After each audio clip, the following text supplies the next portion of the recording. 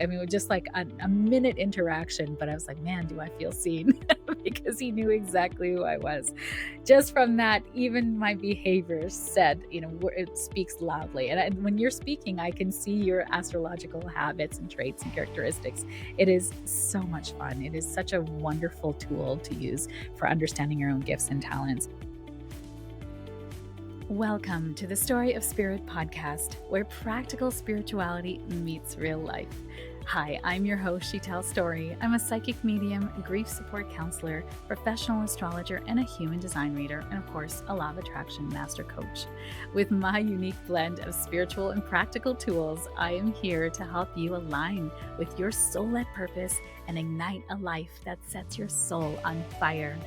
In this podcast, we are going to explore the principles of energy, astrology, spirituality, and psychology to help you heal your grief and create an aligned life and business from the inside out.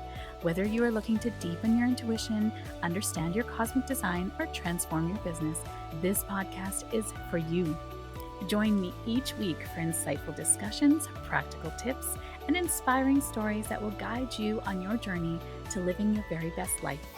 Don't forget to subscribe and follow us on Instagram at Sheetal Story or wherever you listen to this podcast.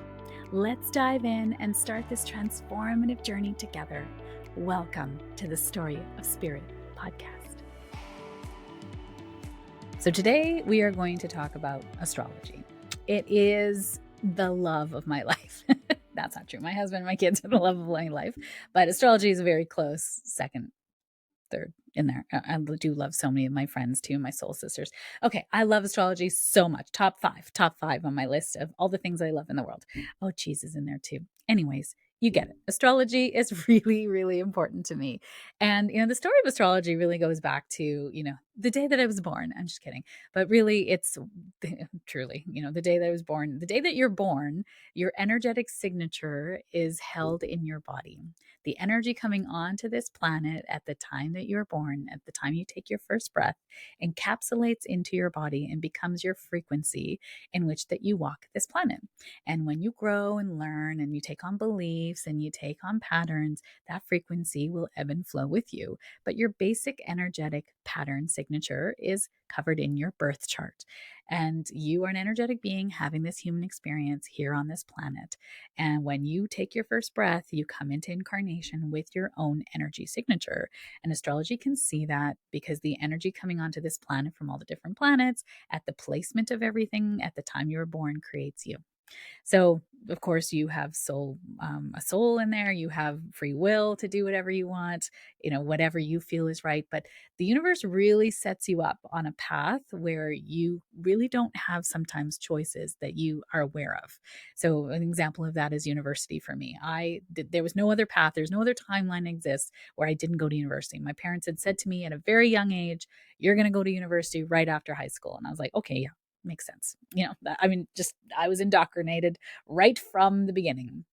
So there was no path for me that exists that I never went to university. So that was, that's that. I was meant to be in university because I had parents that insisted on that. It might shock you to understand that my brother, who's 5 years younger than me, was never expected to go to university. Like never told that he had to, had his own path, went on a totally different route, and now an actor in Vancouver.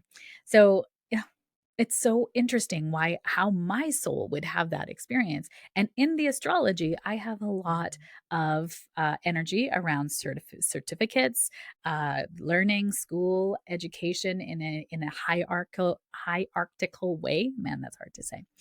And astrology affects us all. It's like gravity. Whether you understand it or not, it is always in the background. And astrology has been around for over 2,400 years, before, even older than Western religions. Like Hinduism is the oldest religion on the planet. Everything else, astrology is not as old as Hinduism, but is older. No, it is older than, sorry, it's Hinduism is older than astrology, but not by a lot. And so astrology has actually been kept alive through the years by being handed down through different philosophers, different or the word I'm looking for is civilizations as they were being annihilated. So it really came up through the Babylonian culture in ancient Mesopotamia, and then it was handed down through the cultures, and bodies of knowledge and evidence was added to it. And planets as planets were discovered, they were added to modern astrology. There's still what's called Hellenistic or ancient astrology that doesn't take into account the newer planets that were discovered. So it's really interesting, even within astrology, there's many branches too. So there's the biggest branch, I would say, well, there's Chinese astrology, there's Vedic astrology, and there's Western astrology. And Chinese astrology really takes into account five different elements. It's very, very different. And then there's Vedic astrology is based in different cusps around in the solar, like out into the solar system, than Western astrology. And Vedic astrology is what I grew up with in my family. So I'm Hindu. I'm from my parents are from India, and I am East Indian. And so Vedic astrology played a very strong role in my upbringing. Vedic astrology is very much about like the auspiciousness of naming your child, dates of birth, what kind of energy do you have, signature wise in that. Picking auspicious times for events. Like everything is chosen by the stars in Vedic astrology. And Western astrology too. If you know what you're doing, I make choices based on astrology all the time, because why not? Right? Why not just give yourself a leg up if you understand the energy that is bombarding this planet, and understanding your own energy signature, and where in the world you do well. Like that's called astrocartography, where we can see your chart on the world and see where you would actually do well and where you might find some more challenges in your life. I love astrocartography, by the way. I also do astrocartography readings. So if you're thinking about relocating or wanting to figure out your next, place in the world that you want to live at, I look at the last 3 or 4 places that you've lived at or where you've loved being in the world, and then we look at where are some other places you want to go, and then I actually can give you a printout on how your energy will do in those places. It's very cool. Actually, it's amazing. I found it to be extremely accurate. I've done many readings over the years. I personally love it and notice that it is actually very, very accurate.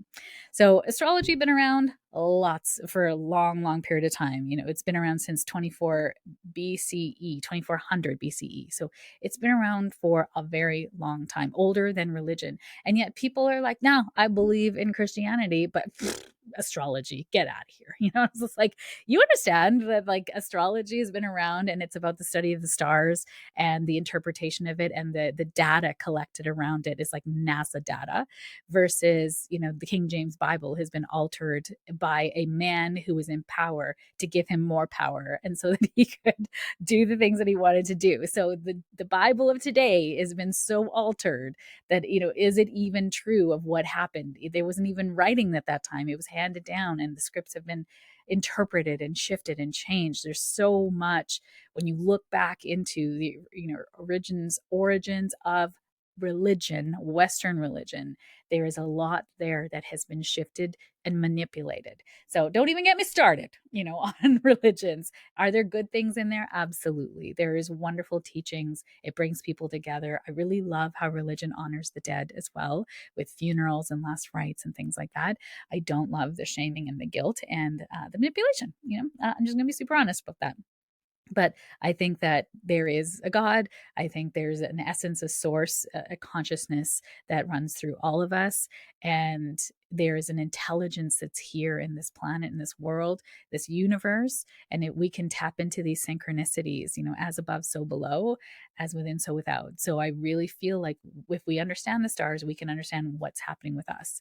So even in recording this podcast, it is now Mercury is just gone direct. Venus is about to go direct in a couple of days.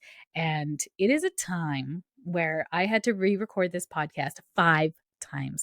I got off track. I told the wrong story. I had a coughing fit. It's just everything. It was just weird. like astrology is so accurate. And I love, love, love it to help us understand patterns, to understand what's happening with us. If I was to take that personally and think like, man, I'm not cut out to be a podcaster, that's absolute BS, right? It's just the energy of the moment. That's why I love astrology, because it helps us understand what is happening in our lives, what is happening now for this planet. It gives us some context and clarity. And what I love also about astrology is it can give us some timelines, because it's not going to be like this forever. The mind can make things seem so catastrophic. So astrology came into my life because I was lost. My gifts were coming in. My youngest was born about 15 years ago, and I did not know what was happening. I went to the doctor. I went to the ophthalmologist, no, optometrist to see why was I all of a sudden seeing auras and spirit. And they're like, no, your eyes are perfect. And I'm like, I'm seeing auras around people in spirit. And they're like, well, it's um, I've never had a client like that before. He said, I've never had a patient like that before. But it could be connected to your gifts. And I was like, wow, because he's like, your eyes are completely normal. And I was like, thank you for that. It was funny because he just stared at me as I walked out the door. But I was trying to figure it out. I'm like, what's happening with me? And a girlfriend at the time said to me, a world-class astrologer lives here. I'm like, here in Edmonton, Alberta, Canada, a world class astrologer lives here? Like, why? Why would you choose to live here? And she's like, I know, but I see her when I'm feeling stuck in life or feeling confused. And I think you might want to go check her out. And I'm like, I would love to. And I checked out this lady, looked her up. She'd written 14 books, a pillar in the astrological community around the world, flew to different countries to proctor exams. And she was like a guru, in astrology. She would cringe that I said that word with her for her.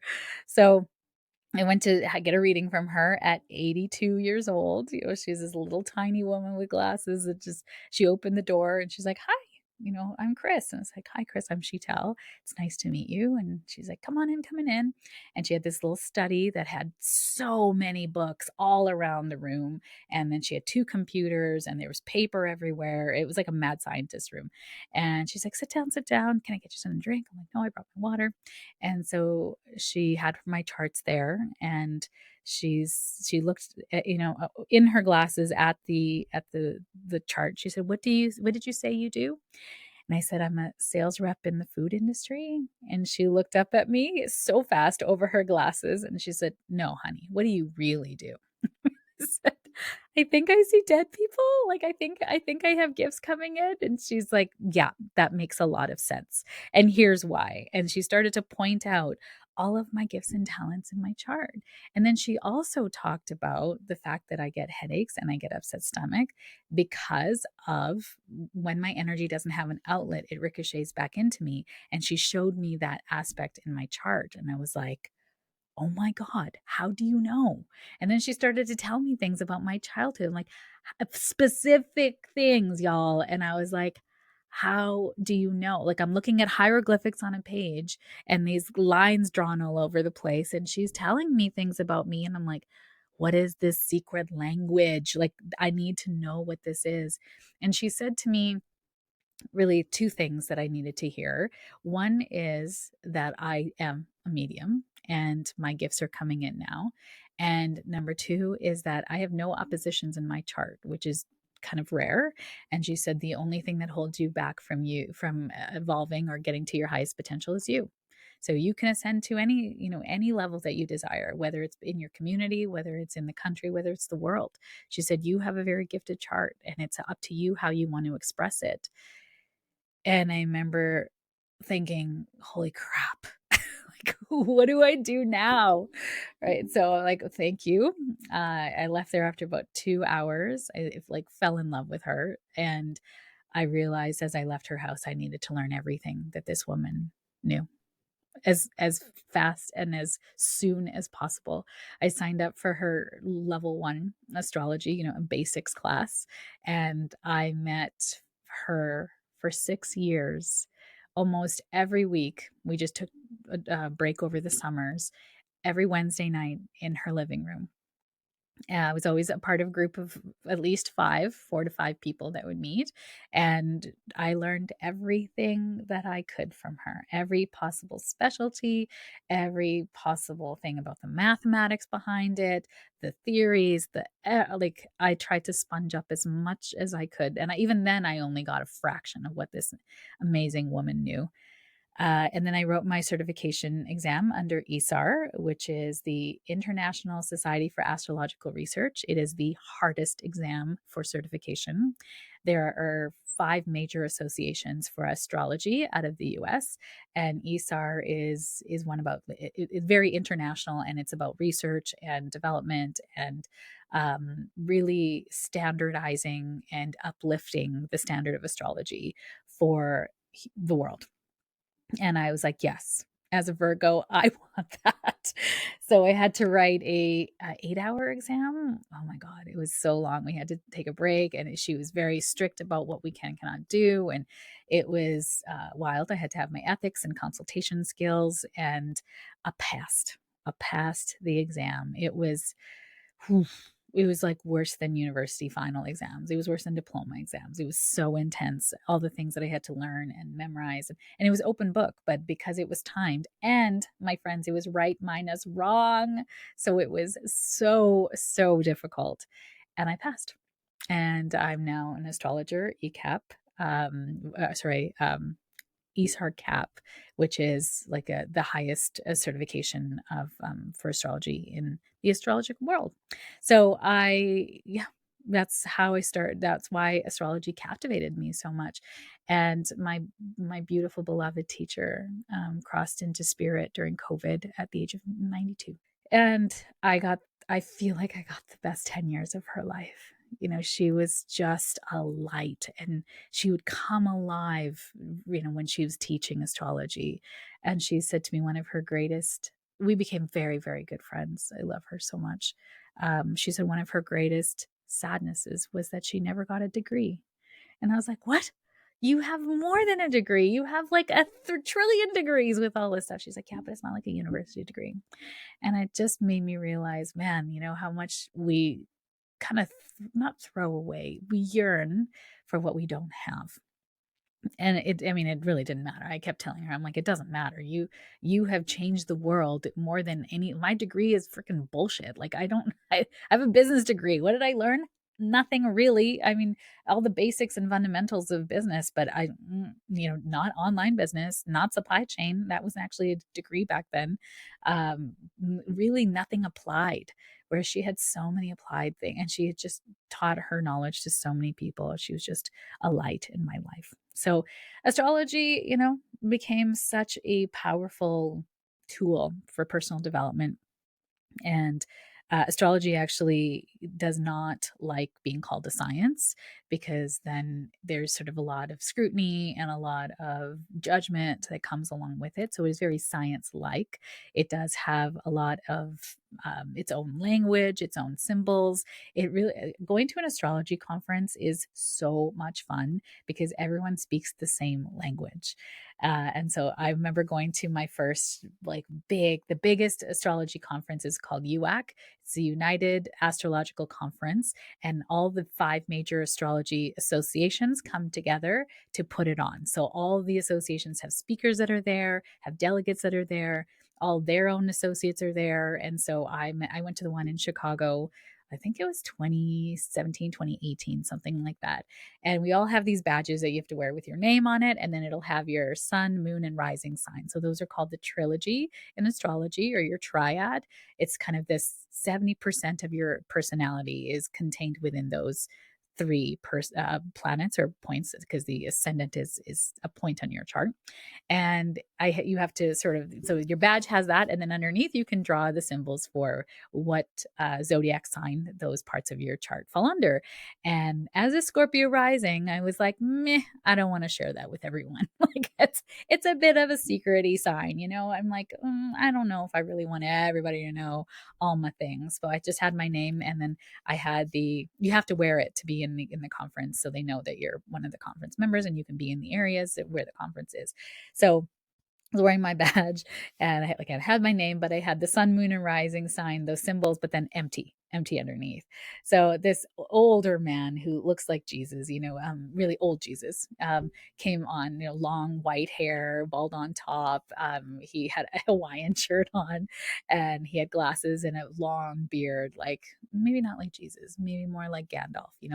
And he looks at I was already in the elevator, we're going up to my hotel room, which was like on a higher floor, and he looks at my badge and he's like, "Huh, nothing written on there. You must be a Scorpio rising." And I was like, "Oh, you see me." Like it was like exposed. We laughed so hard. It was like accurate.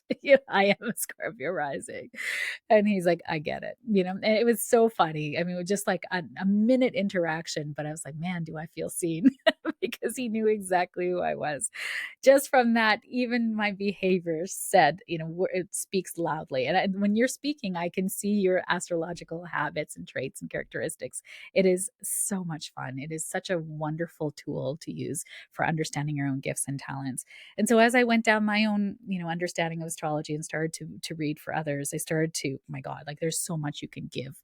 And as a reader, I really wanted to give you the tools to look at your chart and see what do these mean, and what's happening for you, and what are your traits and characteristics, and your struggles that are inherent to your soul's time on this planet, and then where is your life taking you in this next year of your life. So I like to look at both of those. It's quite thorough. I've had other readings done from other astrologers, and I was like, this is nothing. Like I give so much more. But because, I mean, again, that Virgo mind of mine being very thorough, very detailed, want to be of service, I want to give you something that helps you see where you're supposed to go. So or what's happening for you, give you some, not where you're supposed to go, because there's no supposed to. You get to use the energy. There are certain times in your life where all of a sudden something shifts for you and you're like, I'm ready. I'm ready for this thing. I saw this in my massage therapist. At the time when I met her, she was just this beautiful light. She's so spicy underneath when you get to know her. Just love her still to this day so much. And when I first met her, she was married, no children, never going to have children in her life. No problem. I have no judgments about that either which way. You've got to be very sure on that choice, because kids really take up a lot of energy, and man, can sap you dry as someone who has teenagers. So, bless if you have teenagers that don't sap you dry, be blessed. So I met her and she's like, I'm not going to have kids, no. I was like, oh, perfect. So happy for you.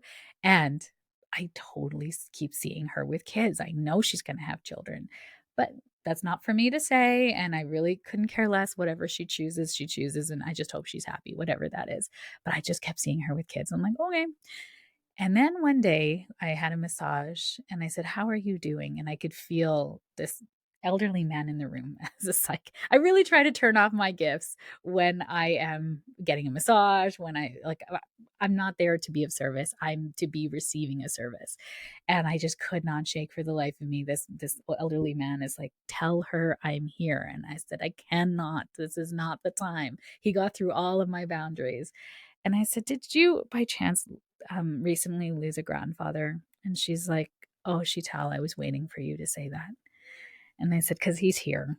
And is it okay if I give you a message? Like, he's being very persistent. And she said, Sheetal, I would be so honored. So talked about the things, and at the end of it, she said, Sheetal, I can't shake it. I know I need to have children. There's something that has shifted in me, Sheetal. Like I just want to have a child so badly. And I was like, finally, you know that it's here. Like, it's not that, again, she said that she never wanted to have kids. And I felt that, no, she's not ever going to have kids. I would have been like, great. But I kept feeling that she's going to be a mother at some point in her life.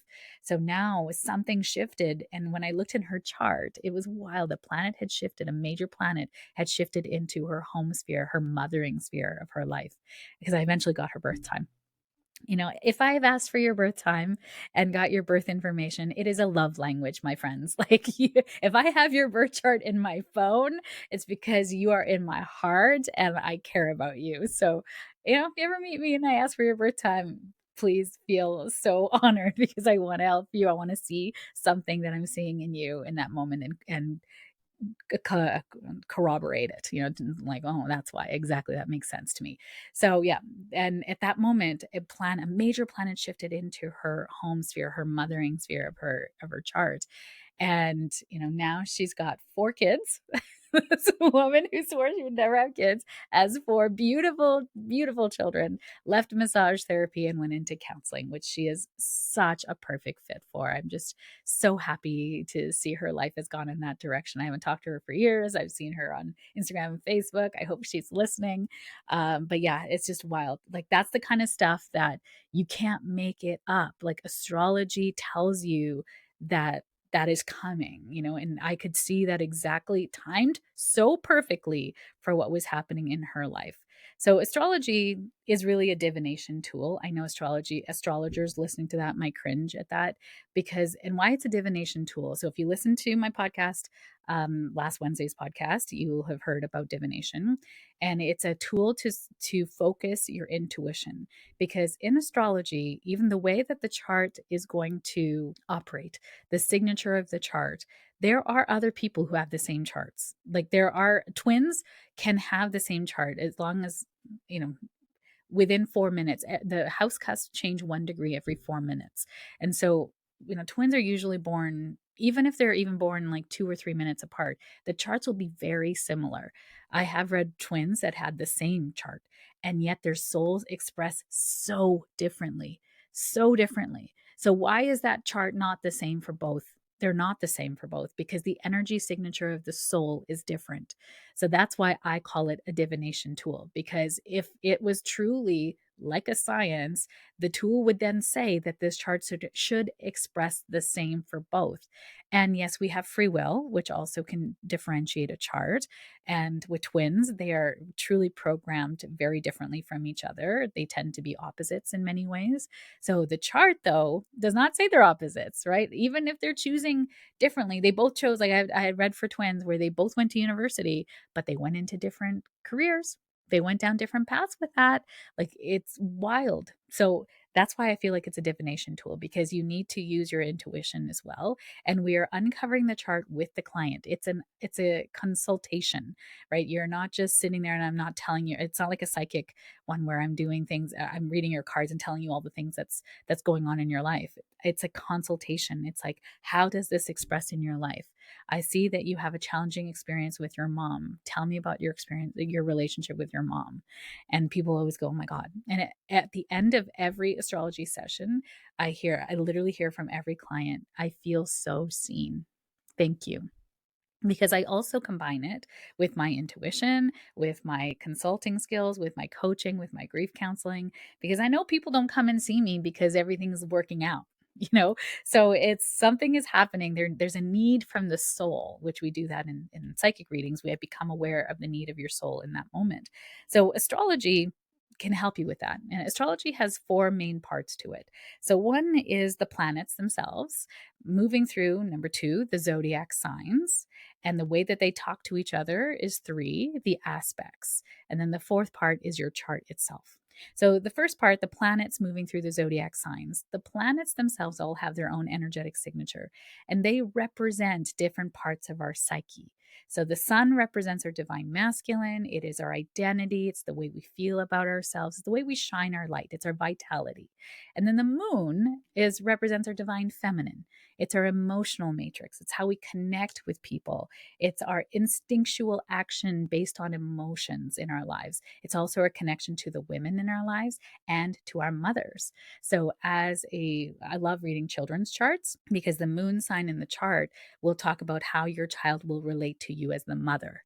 And it's so interesting because I have one child who has a Aquarian moon. So very much feels like I'm someone that's like esoteric. He knows me as a psychic and an astrologer. He tells his friends about me. And so in his life, I'm someone that holds a lot of knowledge and wisdom, but I can also be very stubborn and idealistic in his eyes, right? Even though I don't feel like I'm like that for him, the way he relates to me as a mother is that way. And then my youngest has a Virgo moon. That is very perfectionist and hard. This child is so hard on himself. I remember going to an art class with him. We did a mommy son date and we went for art because he's an artist. And he threw his picture in the garbage and asked for a new canvas because he didn't think it was good enough. No one said that. No, he actually had a way better drawing than mine, like way better than mine. His proportions were so good. Like he's meant to be, I am not. And he threw his picture in the garbage. And the teacher came over and she's like, what happened? She goes, I need a new canvas, please. And she's like, well, what happened to your old one? And she took it out of the garbage. She's like, this is actually really good. And he's like, no, I missed this stroke over here. And this is disproportionate. And this is not what I want. He was hard on himself. I have never been hard on himself like that, on him that way, ever, ever. And I don't talk to myself like that around them, or I don't even talk to myself like that, period. Like I'm I'm a Sagittarius moon, y'all. Like I'm okay with not hitting some of the big details. Like I just want to get stuff done sometimes. He's very, very hard on himself. And then he also looks to me for service, for he's very caring. I'm his safety net in many ways. And so that Virgo moon for him is very different than Aquarian moon for my older child. And the way that they relate to their emotions, also Aquarian and Virgo, very, very different from each other. That's part of their chart. Knowing that, I treat them in a way that's much more like really trying to erase the perfectionist tendency for my older one, and for the younger one, and for the older one to sort of try to counter the idealistic nature, or the way that he becomes a bit righteous about what he thinks he knows. Man, even with the elections and stuff, like I'm like, could there be another perspective here? Like, could you open your mind to, maybe a nicer way, a way to look at this from somebody else's perspective? Because he can become quite righteous. And so that Aquarian moon makes me understand him better in that way. My youngest one, not righteous in that way at all. So interesting, right? When we understand charts, especially of our littles, we can parent them very differently as well. And then the zodiac signs are traits and characteristics. Oh, I should also go back. We'll talk about that in a moment. So the planets represent our personality, our different parts of our psyche. It's parts of our psyche, parts of our body, parts of the way we relate to people. So Mars inward, so Mars, Venus, Mercury, the moon, and the sun are all our personal planets. They talk about our personality. And then outwards, Jupiter, Saturn, Uranus, Neptune, and Pluto are all called interpersonal planets. They're the way that we relate to the world itself. So then the zodiac signs are traits and characteristics that we will embody when we have those parts of our chart in those signs. So you will have the zodiac signs. Every zodiac sign is in your chart. It will occupy a part in your life, which we'll talk about the chart in a moment.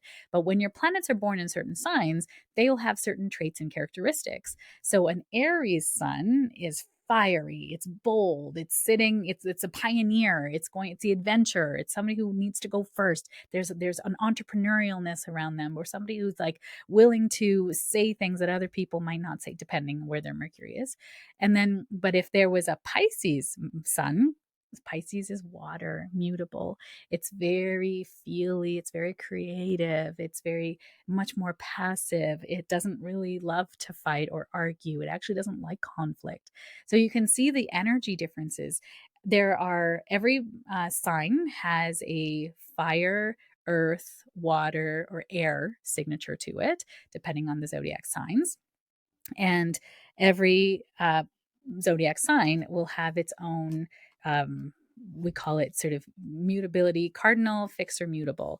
And so they're called the quadruplicities because there's 4 signs in every one of those designations.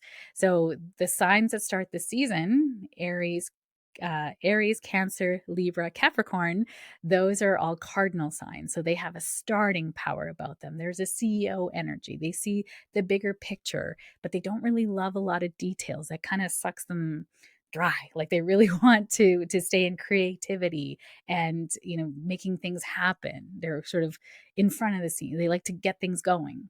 And then the fixed signs, which is Taurus, Leo, Scorpio, and Aquarius, they got staying power. They're determined. They can be stubborn. There's a lot of staying power to get things done, a lot of determination, strong willed. But what can happen is then they can get stuck because they're kind of rolling in the same stuff all the time. So moving forward needs a spark from outside to get them going because they really like to stay in what they know. And again, depending on what signs or what planets are in these signs, that can change the energy of your chart.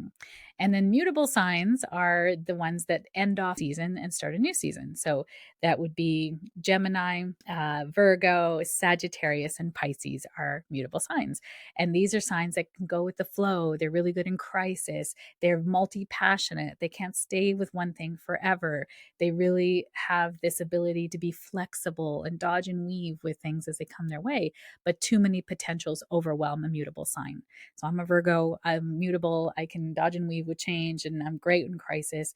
But man, you give me 5 different logos to choose from, and I'm like, I don't know, I want them all. Like, give me a menu that has so many delicious items. I'm like, do you have a platter? Like, could I have 5 of them? So, finding the one thing hard for mutable signs to decide. So you might see yourself in there somewhere. And then how the planets relate to each other. There are certain signs, certain aspects that they're very good in relating to each other. They're harmonious. We call those conjunctions, sextiles, and trines. And then there's ways to relate to each other that's a little bit more difficult, which are squares and oppositions. So it's the sandpaper that shines up the soul. None of them are bad or wrong. They just are. There's no such thing as a bad chart, and there's no such thing as a good chart. They're all neutral. And then when we look at the sign, the way that the chart is laid out, it looks like a pie. So it's a circle and it's divided into 12 pieces of the pie. So each piece of the pie has an opposition. So the first house is the sign on the eastern horizon at the time you were born, is the cusp of that house. So the sign on the eastern horizon at the time you were born is called your rising sign or your ascendant. And that sign is the way that the world sees you. So it's not, I've read in certain books and stuff that it's your mask that you wear, and it's so BS. That's not, I don't choose to wear that mask. It actually kind of makes me annoyed when I hear people say it's a mask. I'm like, whatever. It's not, it's a projection onto me. And so my rising sign being Scorpio, as you mentioned, I never, my sun is a Virgo, so I like to be of service, and my moon is a Sagittarius. So I am optimistic. I am an outgoing person. I'm an extrovert. I love to hug people. I love talking about all the things, and people feel very comfortable with me. It's I love humor. I love to laugh. The very, very Sagittarius things. So I feel like that about myself. Also, my moon is in my first house. So the way that often people see that right away from me. But the Scorpio rising is what actually people see about me. And so Scorpio rising can look like intimidation. She's got it all together. She's intense. She's passionate. She's somebody that's unapproachable. I used to get that in high school all the time and junior high. Literally, someone went home early because my boyfriend cheated with her, and she went home. It's so drama. Boyfriend cheated with her, and she went home early because she was scared I was going to beat her up. Y'all, I have never beat up anyone in my life. And I mean, I had friends that had people, so I was well protected, but I never beat up anyone. And that's literally, she went home early and said that. I was like, girl, what are you talking about? And I got that my whole life until I learned about astrology, and I went, oh, it's my Scorpio rising. People get scared of me. And I'm like, that's so interesting because I'm not like that. Like, I literally will say to you, if you're at an event or you're out and you see me, I love going to restaurants. I love having experiences. I'm often speaking at festivals and conferences and things like that. If you see me and you listen to the podcast or you've taken my class online, come and say hi. I will give you a hug. I will ask you your name. I'll ask about your story. Like, I want to know about you. I'm an extrovert, y'all. Like, I literally am the one on my social media in my DMs asking, you how you doing? Or if you ask me a question, I'll answer. That's me because I love to talk to people. But the Scorpio rising makes people feel intimidated by me. And I realize it's a superpower because it holds people away from me that aren't aligned with me. So it's a shield that I think that my soul chose to help me not get bombarded, maybe, or it filters out the wrong people, if you will, the people who aren't ready for me. So Bless my Scorpio rising. It also is a very intuitive sign and also makes me very empathic. And I can feel things in my body, which I had to learn how to use as a superpower. And so those 12 pieces of the pie, where they are in what zodiac signs, there's 12 houses. So there's going to be 12 zodiac signs on them, unless you use a different house cut system, but we're not going to get into the nuance of that. So all of these parts of astrology play a part in your life. And if you want to understand your astrology, you can go to astro.com, put in your birth information. If you don't know your birth time, it's okay. We just call it a sunrise chart then. We put the sun on the horizon. So we put the sun in your first house and your rising sign becomes your sun sign. So that's how we write horoscopes as well for newspapers and magazines. It's fantastic tool to understanding just some important things about you too. So you can learn about you. I love astro.com because you can put it in. It doesn't ask for you don't have to put in your email address, and they'll literally give you a blurb about everything about you and what it says. But it's not an astrologer synthesizing the chart. So take it with a grain of salt. It's going to give you textbook meanings for all the things in your chart. But if you have something that's in opposition to your ascendant, you're not going to feel that ascendant. Like I literally had a reading 2 weeks ago for someone who's an Aries sun, but because her sun is opposite another part of her chart and there's other things there, that sun is hidden. It almost doesn't feel like she's an Aries because she's so scared to upset people, which is like the opposite of every Aries I actually know. So it's like very interesting that she's like, I hear about Aries, but I don't necessarily understand it. And I said, because you have this trauma over here. And it likely came from your childhood where you tried to be bold and you were shut down big time. And she's like, how did you know? So, we see things in charts that are just wild. So I'm going to invite you to pull your astro.com chart, take a look at what it says about you, and see if any of it makes any sense for you, right? Again, it's not an astrologer. It can't take the place of an astrologer to actually synthesize your chart. And if you're interested in doing an astrology session, I encourage you to reach out to me. Do not look in my online calendar. It is completely booked. I booked 120 days out. So, and a lot of people book 6 months in advance for an astrology session because it's a 2-hour session with me. But I would love to help you see your traits and characteristics. You can also see your purpose and your mission in your chart. You can see how you're meant to make money in your chart, how if you're an entrepreneur, your messaging, the way that your offers are supposed to be. Like you can see everything in your chart if you know how to operate it. If you're someone who loves to travel or thinking of relocating, that's another really wonderful branch of astrology with astrocartography. There are many branches of astrology as well. So, you know what? There's only so much I can talk about in this show. Otherwise, it's going to be like 3 hours long. And I see I'm already at 40 minutes. So I want to thank you for listening. I hope I've instilled in you maybe a curiosity about what is astrology and what does this mean for me? And is this real? Could it be real? Yeah, it is. And I mean, discover that for yourself, really. I mean, if you think it's BS, then it's fine, whatever. It doesn't affect me. And there's just so much knowledge there that is so good. Even your creative days. One of the things I do for my astrology clients is you have your creative days every month that are really where you're very potently creative. And I'll get them to mark them in their calendars and either take it off or use it for creativity. And it is life changing, y'all. So there's some really cool things of timing that you can see in the chart too. So wishing you a very intentional and aware week ahead. And I will see you next week. Thank you for joining me on this episode of the Story of Spirit podcast. I hope you have found inspiration, support, and practical insights to help you align with your soul-led purpose and live a life that sets your soul on fire. If you have enjoyed today's episode, please subscribe to the podcast, leave a review, and share it with a friend. Your support helps us to reach more listeners and continues to provide valuable content. I sincerely appreciate every share, and I know it is how most people find me. It is because caring people like you have shared me with them at the right and perfect time. For more resources, insights, and to connect with our community, please visit us at www.sheetalstory.com and follow us on Instagram at sheetalstory. Remember, your journey to a more aligned and vibrant life is just the beginning, and I am here to support you every step of the way. Until next time, stay aligned, stay inspired, and keep shining your beautiful light. This is Sheetal Story, signing off from the Story of Spirit podcast. Here's the legal ease it's required by our lawyers. This podcast and the YouTube channel represents the opinions of Sheetal Story and her guests to the show.